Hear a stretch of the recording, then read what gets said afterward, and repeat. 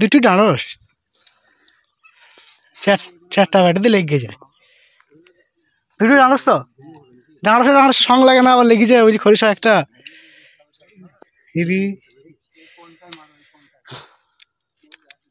কি ছাড়বে না এত সাথে পাক লেগে যায়।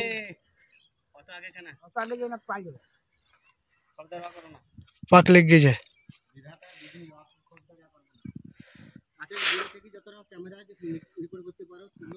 হ্যাঁ হ্যাঁ ঠিকই বুঝি, কাজে যাবো না।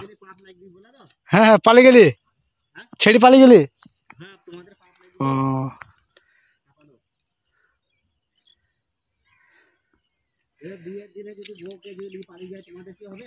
তাই তো, হ্যাঁ বউ পালিয়ে গেলে তো একটু সমস্যা হয়। দুটো সব কেমন সঙ্গে লেগে যেত, ঢাঁড়স দুটো ঢাঁড়স তাহলে সে ফিরতাম না, পাই যেতাম ফাঁস ফাঁস করে তো।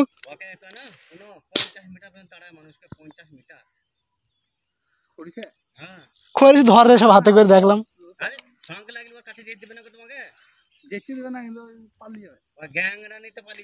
ফাঁস ফাঁস করে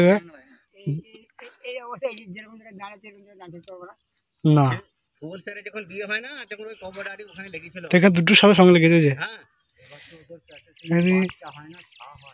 ডিম পাড়ে কি সুন্দর গলা বাড়ায় দেখ রাজেশ, দুটো সাপে খরিস লাই দুটো ঢাঁড়স এত ফেনা তো দেখি সুন্দর লাগতো। হ্যাঁ তা তো শুনেছি, এ পটলে হয়ে থাকে। একটা কি মুখটার একটা গলাটা বাড়াইছে ওইটা ব্যাটা। হ্যাঁ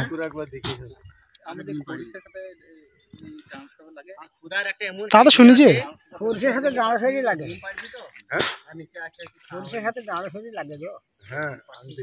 একবার এই ভাটাতে লেগেছিল, আমার আব্বা মেরেছে, ঢাঁড়সটাকে মেরে দিয়েছিল।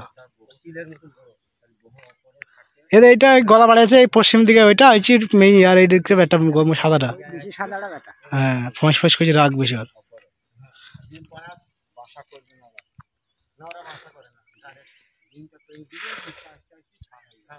চলে গেল একসাথে পাইছে কি না তো